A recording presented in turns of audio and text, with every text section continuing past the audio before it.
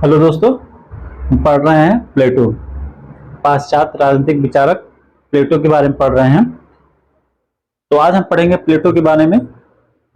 प्लेटो के साम्यवाद संबंधी विचार को देखेंगे। लेकिन प्लेटो के साम्यवाद संबंधी विचार देखने से पहले एक बार हम यह देख लेते हैं कि हमने अपने पिछली क्लास में अभी तक क्या क्या पढ़ा है। एक बार उसको रिवीजन कर लेते हैं, फिर प्लेटो के साम्यवाद संबंधी विचार को आगे देखते हैं। तो हमने प्लेटो के संबंध में सबसे पहले जाना प्लेटो के सामान्य परिचय के बारे में, उसके जीवन के बारे में, उसकी मृत्यु के बारे में, उसके जीवन से संबंधित विशेष खास बातों के बारे में हमने जाना। फिर हमने देखा प्लेटो के चिंतन पद्धति को देखा, फिर हमने प्लेटो के चिंतन पद्धति को जाना। उसके बाद हमने देखा प्लेटो के न्याय संबंधी विचार, जो कि बहुत महत्वपूर्ण है। हमने प्लेटो के न्याय संबंधी विचार को देखा और उसकी आलोचनाएं भी देखें। फिर उसके बाद हम लोगों ने क्या देखा, प्लेटो के शिक्षा संबंधी विचार। अब इतना हम लोगों ने अपने पिछली क्लास में देख लिया है और आज हम देखेंगे प्लेटो के साम्यवाद संबंधी विचार। जब हम प्लेटो के शिक्षा संबंधी विचार को देख रहे थे तो उस समय हमने बताया था कि प्लेटो ने अपने आदर्श राज्य में न्याय की स्थापना के लिए, अपने आदर्श राज्य में न्याय की स्थापना के लिए दो चीजों का सहारा लेता है। वह पहला लेता है शिक्षा का सहारा और दूसरा वह साम्यवाद की मदद लेता है। और इसी उद्देश्य से उसने अपने शिक्षा सिद्धांत दिया और इसी उद्देश्य से उन्होंने अपने साम्यवाद का विचार दिया। किस लिए? ताकि वह अपने आदर्श राज्य में न्याय की स्थापना कर सके। अपने आदर्श राज्य में न्याय की स्थापना करने के उद्देश्य से ही उसने शिक्षा संबंधी विचार और अपने साम्यवाद संबंधी विचार को दिया है। तो अब हम पढ़ते हैं प्लेटो के साम्यवाद संबंधी विचार के बारे में। प्लेटो अपनी पुस्तक रिपब्लिक में न्याययुक्त आदर्श राज्य की स्थापना के लिए या अपने आदर्श राज्य में न्याय की स्थापना के लिए शिक्षा के साथ साथ साम्यवाद पर भी बल देता है। शिक्षा के साथ साथ साम्यवाद पर भी बल देता है। प्लेटो का मानना है कि शिक्षा द्वारा उत्पन्न सद्गुण विपरीत वातावरण में नष्ट हो सकते हैं। अतः शिक्षा के सद्गुणों को बनाए रखने के लिए साम्यवाद आवश्यक है। उसका मानना है कि जब व्यक्ति के अंदर सद्गुण और नैतिकता का विकास हो जाए तो उसके बाद भी वह उनमें बना रहे, उनका ह्रास ना हो। इसलिए वह क्या करना चाहता है कि वह साम्यवाद पर बल देता है, ताकि वह ऐसा वातावरण विकसित करना चाहता है जिससे कि जो अभिभावक वर्ग हैं, जिनमें नैतिकता और सद्गुणों का विकास हो चुका है, वह हमेशा बना रहे, उसका ह्रास ना हो। तो इसी उद्देश्य से वह साम्यवाद पर बल देता है। जब वह साम्यवाद की बात करता है तो वह दो प्रकार के साम्यवाद की बात करता है, एक संपत्ति का साम्यवाद और दूसरा परिवार का साम्यवाद। वह किन दो प्रकार के साम्यवाद की बात करता है? एक संपत्ति का साम्यवाद और दूसरा परिवार का साम्यवाद। और यह साम्यवाद केवल राज्य के अभिभावक वर्गों पर ही लागू होगा, ना कि राज्य के समस्त नागरिकों पर, बल्कि राज्य के अभिभावक वर्ग पर ही लागू करने की बात करता है प्लेटो। और राज्य के अभिभावक वर्ग कौन से हैं? राज्य के दार्शनिक और सैनिक वर्ग को क्या कहा उन्होंने? सामूहिक रूप से अभिभावक वर्ग कहा है। राज्य के दार्शनिक वर्ग और सैनिक वर्ग को सामूहिक रूप से प्लेटो ने क्या कहा है? अभिभावक वर्ग। और इन्हीं अभिभावक वर्ग पे साम्यवाद की बात करता है प्लेटो। और साम्यवाद दो प्रकार का होगा, एक संपत्ति का साम्यवाद और दूसरा परिवार का साम्यवाद। हम साथ यह भी देखते हैं कि प्लेटो ने और किन कारणों से साम्यवाद की बात करता है, या वह अपने साम्यवाद में किस तरह का वातावरण विकसित करना चाहता है। तो प्लेटो ने संरक्षक या अभिभावक वर्ग को अर्थात दार्शनिक और सैनिक वर्ग को संपत्ति और परिवार के मोह से मुक्त रखने, भ्रष्टाचार से मुक्त रखने के लिए, जिससे वे राजकाज के उद्देश्यों को बिना किसी बाधा के पूरा कर सके, के उद्देश्य से उनके लिए साम्यवाद की व्यवस्था की। प्लेटो क्या करता है कि संपत्ति और परिवार से मोह से मुक्त रखने, भ्रष्टाचार से मुक्त रखने के लिए, जिससे वे मतलब अभिभावक वर्ग, जिससे वे राजकाज के उद्देश्यों को क्या कर, बिना किसी बाधा के क्या कर सके, पूरा कर सके। इसी उद्देश्य से उसने साम्यवाद की व्यवस्था की, जिसे संपत्ति और स्त्रियों का साम्यवाद भी कहा जाता है, जिसे संपत्ति और स्त्रियों का साम्यवाद कहा जाता है। अब देखते हैं प्लेटो के संपत्ति और स्त्रियों का साम्यवाद है क्या, या प्लेटो का परिवार और संपत्ति का साम्यवाद है क्या। तो इस वर्ग के सदस्यों के व्यक्तिगत परिवार नहीं होंगे। अभिभावक वर्ग अर्थात दार्शनिक और सैनिक वर्ग के सदस्यों के व्यक्तिगत परिवार नहीं होंगे, उनके पास निजी संपत्ति भी नहीं होगी। अभिभावक वर्ग के पास व्यक्तिगत परिवार नहीं होंगे, उनके पास निजी संपत्ति भी नहीं होगी, अर्थात इनका परिवार और संपत्ति सब कुछ साझा होगा। वे मिलजुल कर रहेंगे और मिल बांट कर खाएंगे। प्लेटो का कहना है कि जो अभिभावक वर्ग हैं, जिसमें दार्शनिक और सैनिक वर्ग आते हैं सामूहिक रूप से, उनमें किसी भी व्यक्ति के पास अपना निजी परिवार नहीं होगा, उनका अपना कोई निजी संपत्ति नहीं होगी, बल्कि क्या होगा, सब कुछ सामूहिक होगा। सब कुछ क्या होगा, सामूहिक होगा। उनकी संपत्तियां भी सबकी होंगी। जो संपत्ति होगी अभिभावक वर्ग में, वह सभी की अभिभावक वर्ग के सभी लोगों की मानी जाएंगी, ना कि किसी एक की। उनकी पर्सनल निजी संपत्ति नहीं होगी और उनका कोई निजी परिवार भी नहीं होगा। उनका जो अभिभावक वर्ग में जो भी लोग आएंगे, वह सभी एक ही परिवार के लोग माने जाएंगे। किसी की कोई निजी परिवार नहीं होगा और ना ही किसी का कोई निजी संपत्ति होगा, बल्कि वे क्या करेंगे, वे मिलजुल कर, सभी अभिभावक वर्ग के सभी सदस्य जो होंगे वे मिलजुल कर रहेंगे और मिल बांट कर क्या करेंगे, खाएंगे। यही है प्लेटो का साम्यवाद, संपत्ति और परिवार संबंधित साम्यवाद, यही है प्लेटो का। संरक्षक वर्ग अर्थात अभिभावक वर्ग अपने दैनिक प्रयोग की न्यूनतम वस्तुएं ही अपने पास रखेगा। प्लेटो का कहना है कि संरक्षक वर्ग या अभिभावक वर्ग अपने दैनिक प्रयोग की न्यूनतम वस्तुएं ही अपने पास रखेगा। जितना उनको जरूरत हो, जितना उनको कम से कम अपने दैनिक प्रयोग के लिए जरूरत हो, उतना ही वस्तु अपने पास रखेगा और अन्य वस्तुएं अपने पास नहीं रखेगा, अधिक से अधिक वस्तुएं अपने पास नहीं रखेगा।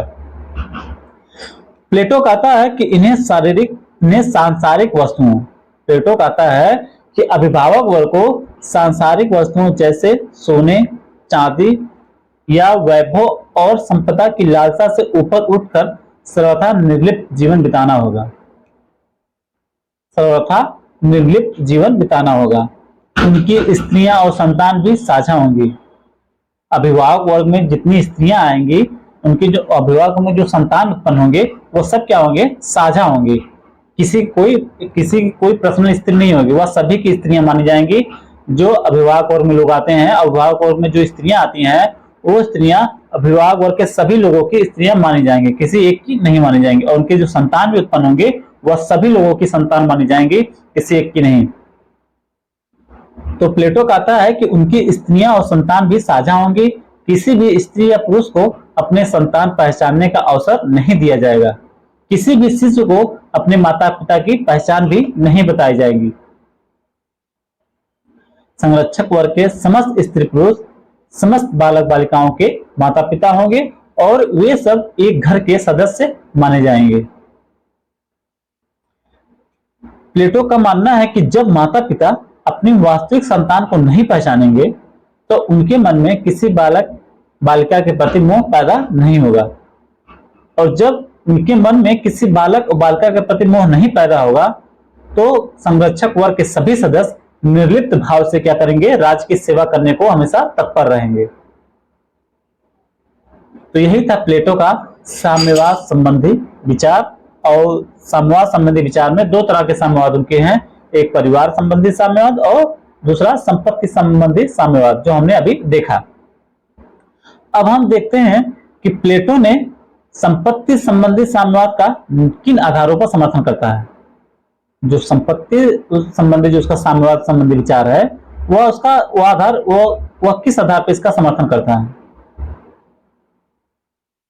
तो हम देखते हैं, पहला प्लेटो के अनुसार संपत्ति जो है व्यक्तियों में भोग की प्रवृत्ति को बढ़ावा देती है और व्यक्ति की आत्मा पर प्रतिकूल प्रभाव डालती है।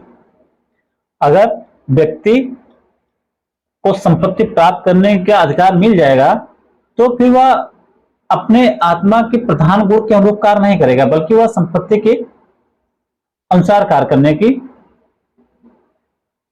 सोच विकसित करेगा, क्योंकि जो संपत्ति है वह व्यक्ति में कहीं ना कहीं भोग की प्रवृत्ति को बढ़ावा देती है। तो इसलिए कहीं ना कहीं संपत्ति व्यक्ति की आत्मा पर क्या करती है, प्रतिकूल प्रभाव डालती है। दूसरा, संपत्ति, प्लेटो का दूसरा कारण है मानना कि संपत्ति व्यक्ति को स्वार्थी बनाती है, जिससे उसका विवेक व साहस क्या होता है, कुंठित हो जाता है। संपत्ति क्या है, संपत्ति जो है व्यक्ति को स्वार्थी बना देती है। वह संपत्ति के पीछे जब भागने लगता है तो वह अपने आत्मा के प्रधान गुण के अनुसार कार्य नहीं करता है, बल्कि उसका क्या प्रधान गुण क्या होता है, कुंठित हो जाता है। वह संपत्ति के अनुसार कार्य करने को इच्छा रखने लगता है। फिर प्लेटो का मानना है कि संपत्ति के अधिकार के साथ शासन का जो आधार हो जाएगा वह योग्यता के स्थान पर धन संपत्ति ले लेगा। अर्थात कि जो शासन का आधार होगा, जो शासन करने का आधार होगा, वह योग्यता के स्थान पर क्या ले लेगा, धन संपत्ति। जिसके पास धन संपत्ति ज्यादा होगी वही शासन करेगा। तो कहीं ना कहीं प्लेटो यह मानता है कि संपत्ति का अधिकार जो है, शासन का आधार जो है, योग्यता के स्थान पर धन संपत्ति ले लेगा अगर अभिभावकों को संपत्ति का अधिकार मिल जाए। फिर प्लेटो कहता है कि प्लेटो का मानना है कि निजी संपत्ति के अंत के साथ शासक वर्ग में संपत्ति को लेकर आपसी प्रतियोगिता व ईर्ष्या समाप्त हो जाएगी, जिससे राज्य में एकता बनी रहेगी। निजी संपत्ति के अंत के साथ शासक वर्ग में संपत्ति के लेकर जो आपसी प्रतियोगिता जो होगी, वह ईर्ष्या जो होगी वह समाप्त हो जाएगी, जिससे राज्य में एकता बनी रहेगी।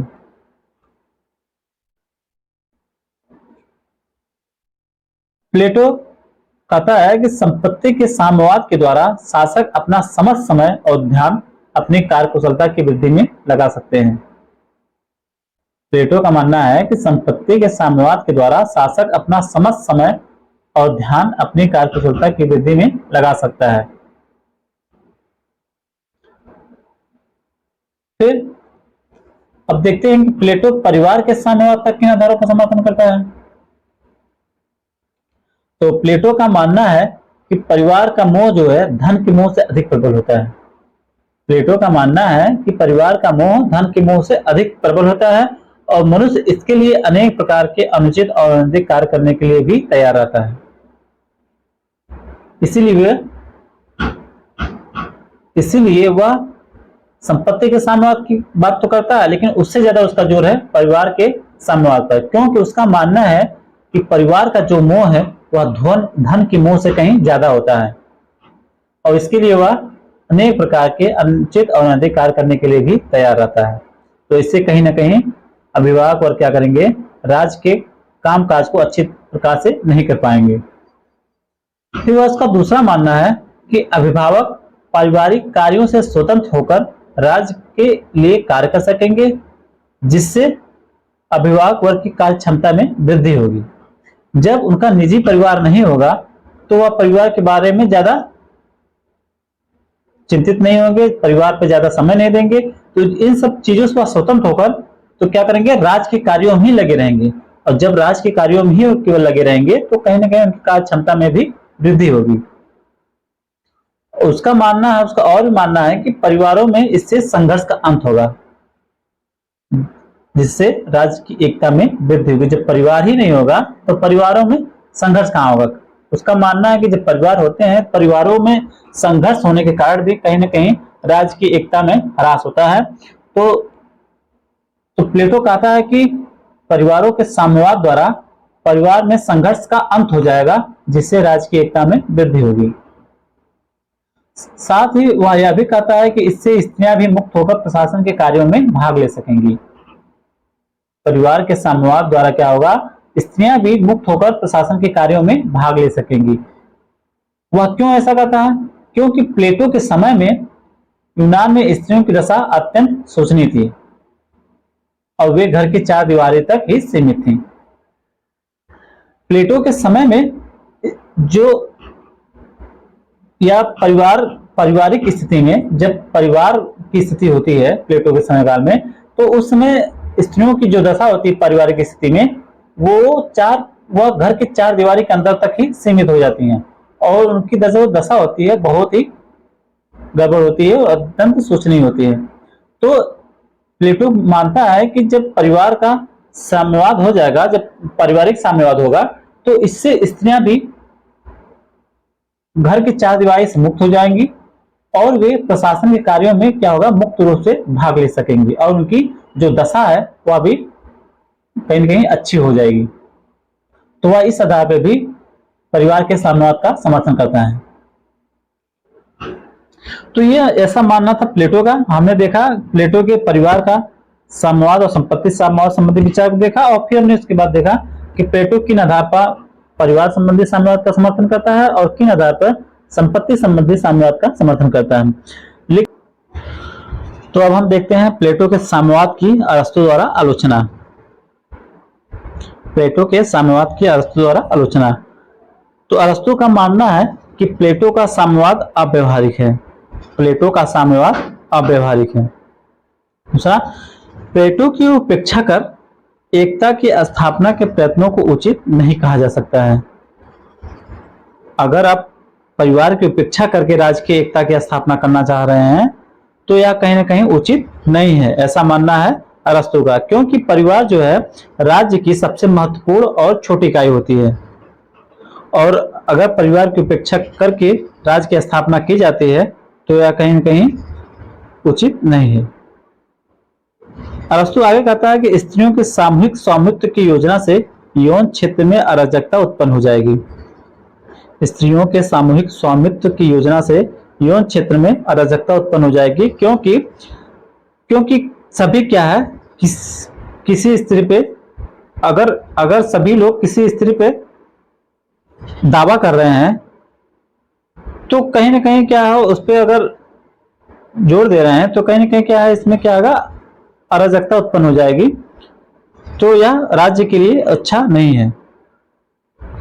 अगर हर किसी स्त्री पर अपना दावा करने लगेगा तो इससे भी कहीं ना कहीं यौन क्षेत्र में क्या होगी, अराजकता उत्पन्न होगी। आगे जो है परिवार या स्त्री संबंधी साम्यवाद मानव नैतिकता और पवित्रता पर भीषण आघात करने वाला है। स्त्री संबंधी जो साम्यवाद है वह मानव नैतिकता के खिलाफ है और साथ साथ स्त्रियों की पवित्रता पर भी आघात करता है। फिर अरस्तु आगे कहते हैं कि सार्वजनिक रूप से बच्चों का जो भरण पोषण और शिक्षा की समुचित व्यवस्था भी नहीं की जा सकती है। जैसे प्लेटो जब कहते हैं कि बच्चों का भरण पोषण और शिक्षा की समुचित व्यवस्था है वह राज्य द्वारा की जाएगी, तो अरस्तु कहते हैं कि यह की तो जा सकती है पर यह समुचित या अच्छे तरीके से यह राज्य द्वारा नहीं की जा सकती है। इसका बच्चों का भरण पोषण और शिक्षा का व्यवस्था तो क्या ना कहीं क्या है, बच्चों के लिए क्या क्या नुकसानदायक होगा। जब बच्चों का भरण पोषण अच्छी तरह से नहीं हो पाएगा और उनकी अच्छी तरह समुचित व्यवस्था और उनकी शिक्षा की समुचित व्यवस्था भी नहीं हो पाएगी तो कहीं ना कहीं यह क्या है, राज्य के लिए हरासी होगा। फिर अरस्तु आगे कहता है कि राज्यों को वर्गों में विभक्त कर प्लेटो स्वयं ही एकता को अस्त व्यस्त कर देता है। प्लेटो क्या है, राज्य को कई वर्गों में विभक्त कर देता है और जब राज्य के लोग कई वर्गों में विभक्त हो जाएंगे तो कहीं ना कहीं उनके अंदर यह मानसिकता बैठ जाती है कि हम तो इस वर्ग से हैं, है ना। तो उनमें कहीं ना कहीं एक विभाजनकारी जो स्वभाव है उत्पन्न हो जाता है।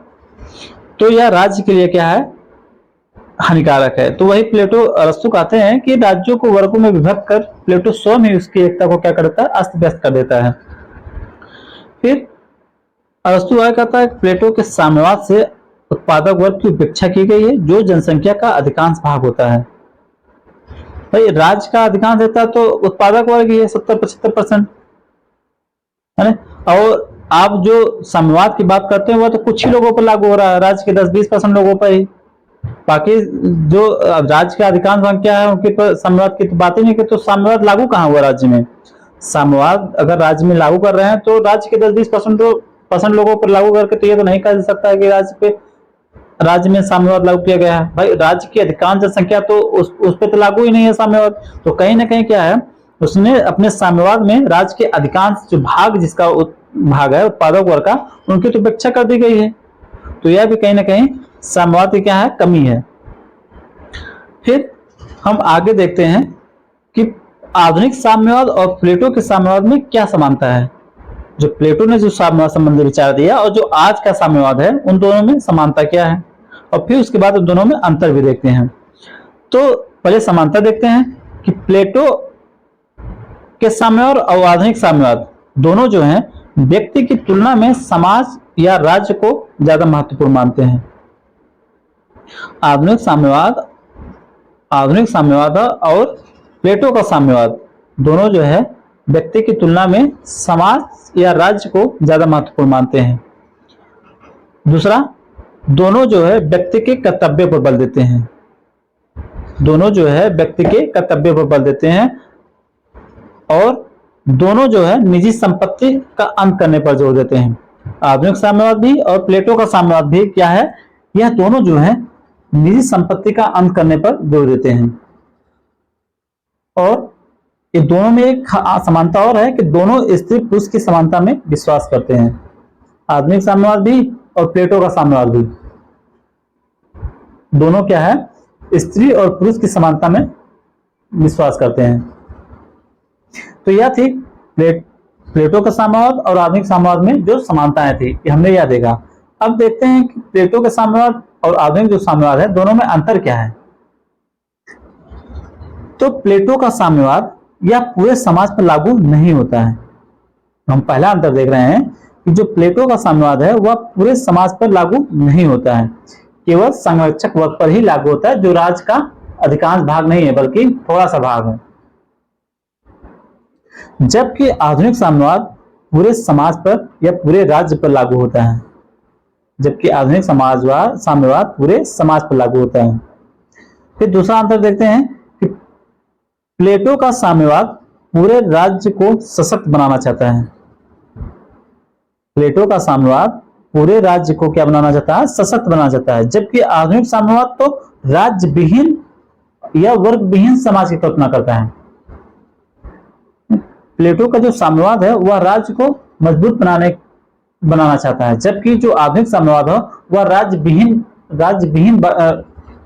विहीन समाज की बात करता है। वो तो राज्य विहीन समाज, वर्ग विहीन समाज की बात करता है। तो यह अंतर हमारा दूसरा अंतर था। तीसरा हम देखते हैं, प्लेटो का साम्यवाद संपत्ति और स्त्रियों के साम्यवाद पर आधारित है, जबकि आधुनिक साम्यवाद आर्थिक साम्यवाद पर आधारित है। प्लेटो का साम्यवाद संपत्ति और स्त्रियों के साम्यवाद पर आधारित है, जबकि आधुनिक साम्यवाद आर्थिक साम्यवाद पर आधारित है। जबकि आधुनिक साम्यवाद आर्थिक साम्यवाद पर आधारित है। फिर आगे, प्लेटो के साम्यवाद का उद्देश्य राजनीतिक है। प्लेटो के साम्यवाद का जो उद्देश्य है वह है राजनीतिक। वह कुशासन और भ्रष्टाचार को मिटाकर राज्य की एकता की स्थापना करना चाहता है। वह कुशासन और भ्रष्टाचार को मिटाकर राज्य की एकता की स्थापना करना चाहता है या राज्य में न्याय की स्थापना करना चाहता है। जबकि आधुनिक साम्यवाद का उद्देश्य आर्थिक है। वह आर्थिक शोषण को समाप्त करके आर्थिक समानता की स्थापना करना चाहता है। समझे, जो प्लेटो का साम्यवाद है उसका उद्देश्य राजनीतिक है। उसका राजनीतिक उद्देश्य क्या है कि वह कुशासन और भ्रष्टाचार को मिटाकर राज्य में एकता और न्याय की स्थापना करना चाहता है। जबकि आधुनिक साम्यवाद का उद्देश्य आर्थिक है और वह आर्थिक शोषण को समाप्त करके आर्थिक समानता की स्थापना करना चाहता है। तो कहीं ना कहीं यह दोनों अंतर को दिखाता है। फिर प्लेटो की जो न्याय की धारणा है वह नैतिक एवं आध्यात्मिक है। प्लेटो की जो न्याय की धारणा है साम्यवाद के अंतर्गत वह नैतिक एवं आध्यात्मिक है। प्लेटो के अनुसार मानव आत्मा के अनुरूप कर्तव्य पालन ही न्याय है। प्लेटो के अनुसार मानव आत्मा के अनुरूप कर्तव्य पालन ही न्याय है। जबकि आधुनिक साम्यवाद के अनुसार न्याय का अर्थ है शोषक वर्ग एवं आर्थिक असमानता का अंत। जबकि आधुनिक साम्यवाद के अनुसार न्याय का मतलब जो है वह है शोषक वर्ग एवं आर्थिक असमानता का अंत तथा आर्थिक समानता की स्थापना करना। तथा आर्थिक समानता की स्थापना करना, यह जो है आधुनिक साम्यवाद का न्याय संबंधी विचार है। और जबकि प्लेटो के न्याय की धारणा क्या है, वह है मानव आत्मा के अनुरूप कर्तव्य पालन ही न्याय है। फिर प्लेटो का जो साम्यवाद है वह संपत्ति के साथ साथ परिवार के क्षेत्र में भी लागू होता है, किंतु आधुनिक साम्यवाद केवल संपत्ति के क्षेत्र में ही लागू होता है। प्लेटो शासक वर्ग को राजनीतिक शक्ति तो सौंपता है, किंतु उसे आर्थिक शक्ति से वंचित रखता है। प्लेटो शासक वर्ग को या दार्शनिक वर्ग ही उसका शासक वर्ग है, तो जो प्लेटो है वह अपने शासक वर्ग को राजनीतिक शक्ति ही केवल सौंपता है, वह उसे आर्थिक शक्ति से वंचित रखता है। जबकि आधुनिक साम्यवाद शासक वर्ग को राजनीतिक शक्ति के साथ साथ आर्थिक शक्ति भी प्रदान करता है। जो आधुनिक साम्यवाद के शासक होंगे उनके पास राजनीतिक के साथ साथ आर्थिक शक्ति भी होगी, जबकि प्लेटो के जो शासक वर्ग होगा, प्लेटो के साम्यवाद में जो शासक वर्ग होगा उसके पास केवल राजनीतिक शक्ति ही होगा, आर्थिक शक्ति नहीं। फिर प्लेटो का साम्यवाद शांति पर आधारित है, जबकि आधुनिक साम्यवाद क्रांति पर आधारित। यह दोनों के अंतर को दिखाता है कि जो आधुनिक साम्यवाद है वह क्रांति पर आधारित है, जबकि प्लेटो का जो साम्यवाद है वह शांति पर आधारित है, ना कि क्रांति पे। फिर अगला अंतर देखते हैं कि प्लेटो का साम्यवाद पूर्णतः अव्यवहारिक है। प्लेटो जो ने अपने साम्यवाद संबंधी विचार दिए वह पूर्णतः अव्यवहारिक है और इसे कभी व्यवहार में लागू नहीं किया जा सकता है, किंतु जो आधुनिक साम्यवाद है उसको राज्य के अंतर्गत व्यवहारिक रूप में लागू किया जा चुका है। रूस में हमने देखा है कि जो आधुनिक साम्यवाद है उसको राज्य के अंतर्गत व्यवहारिक रूप में लागू किया जा सका है। फिर प्लेटो का साम्यवाद संरक्षक वर्ग की न्यूनतम आवश्यकताओं की पूर्ति की बात करता है। हमने देखा था कि प्लेटो जो संरक्षक वर्ग को कहता है कि यह अपने पास दैनिक प्रयोग की न्यूनतम वस्तुएं ही अपने पास रखेगा, ठीक है, जबकि आधुनिक साम्यवाद समाज के अधिकतम आवश्यकताओं की पूर्ति की बात करता है। आधुनिक साम्यवाद का मानना है कि समाज की हम अधिक से अधिक आवश्यकताओं को पूरा करने पर जोर देता है आधुनिक साम्यवाद, जबकि प्लेटो का साम्यवाद क्या है, वह अपने संरक्षक वर्ग को न्यूनतम वस्तुएं ही प्रयोग करने की बात करता है। फिर प्लेटो के साम्यवाद में सत्ता का उपयुक्त पात्र जो है दार्शनिक वर्ग है। हम देखते हैं प्लेटो के साम्यवाद और आधुनिक साम्यवाद में अंतर एक अंतर हम यह भी देखते हैं कि प्लेटो का जो साम्यवाद है उसमें जो सत्ता का उपयुक्त पात्र होगा वह दार्शनिक वर्ग है, जबकि आधुनिक साम्यवाद में सत्ता का उपयुक्त पात्र कौन होगा, सर्वहारा वर्ग होगा। तो यह एक अंतर यह भी था। तो हमने कई अंतर देखे प्लेटो के साम्यवाद और आधुनिक साम्यवाद में। तो हमने अभी तक जो यही हमारा खत्म होता है प्लेटो का साम्यवाद संबंधी विचार। तो एक बार हम फिर रिपीट कर लेते हैं कि हमने अभी तक प्लेटो के साम्यवाद के बारे में क्या क्या पढ़ा।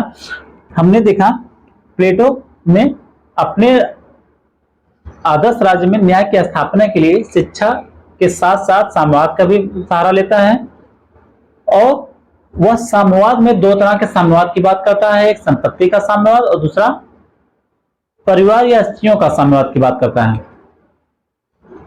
फिर उसका उद्देश्य जो होता है कि साम्यवाद लागू करने का जो उसका उद्देश्य होता है ताकि ये लोग परिवार और संपत्ति के मोह से मुक्त हो पाए, भ्रष्टाचार से मुक्त होकर राज्य के राजकाज में अच्छी तरह से कार्य कर सकें, उसका उद्देश्य होता है।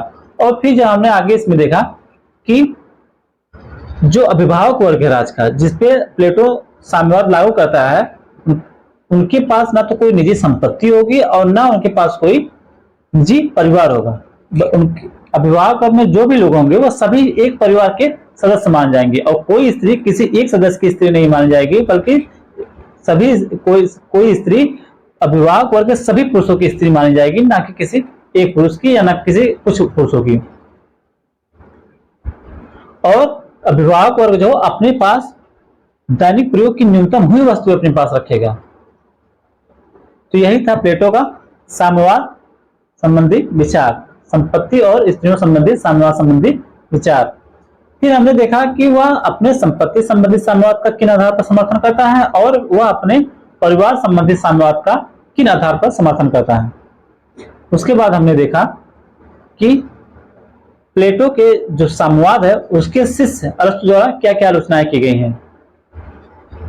फिर उसके बाद हमने देखा प्लेटो के साम्यवाद और आधुनिक साम्यवाद में समानताएं देखें, फिर प्लेटो के साम्यवाद और आधुनिक साम्यवाद में अंतर देखें। हमने समानताएं कम देखी, बल्कि प्लेटो के साम्यवाद और आधुनिक साम्यवाद में असमानताएं ज्यादा हैं और समानताएं कुछ ही हैं। तो कहीं ना कहीं प्लेटो का साम्यवाद और आधुनिक साम्यवाद में बहुत अंतर है दोनों में। तो यहाँ हमारा खत्म होता है प्लेटो का साम्यवाद संबंधी विचार। अब हम आगे देखेंगे प्लेटो का फासीवादी संबंधी विचार को देखेंगे। प्लेटो का फासीवाद संबंधी विचार क्या है वो हम अपने अगले लेक्चर में देखेंगे। तब तक के लिए बाय।